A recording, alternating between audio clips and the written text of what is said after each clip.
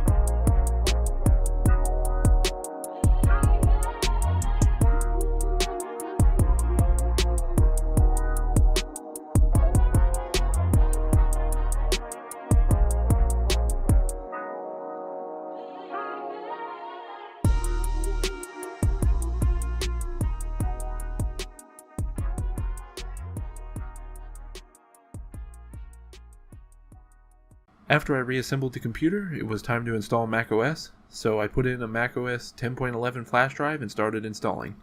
The configuration I have is the 24-inch 2.66 GHz model with 4GB of DDR3 and an NVIDIA GeForce 9400M GPU. The latest officially supported version of macOS is El Capitan 10.11, although you can use DOSDude's tool to install Catalina. I, however, did not have success with this tool. I'm guessing it's because I have the NVIDIA graphics.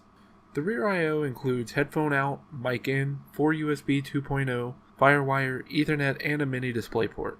And on the right side, you'll find the optical drive. Watching YouTube on this machine is possible, although you'll want to drop the quality down to 720p.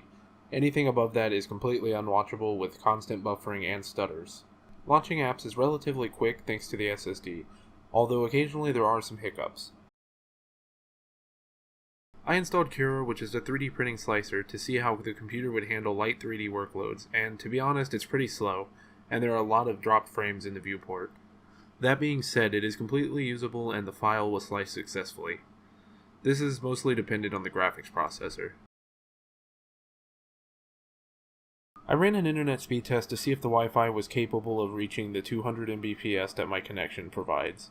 In the video it only reached about 83, but my studio is in the basement, so I'm a considerable distance from the router. When I ran the test upstairs, I got closer to 180 Mbps. In this next portion of the video, I tried my best to capture the audio coming out of the internal speakers, but if you want my honest opinion, I think they sound great. Here, have a listen.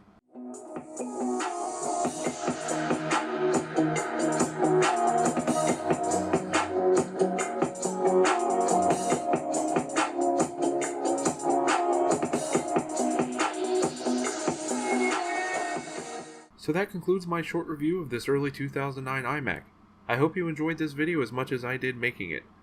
And if you did, be sure to hit that like and subscribe button. And until next time, later.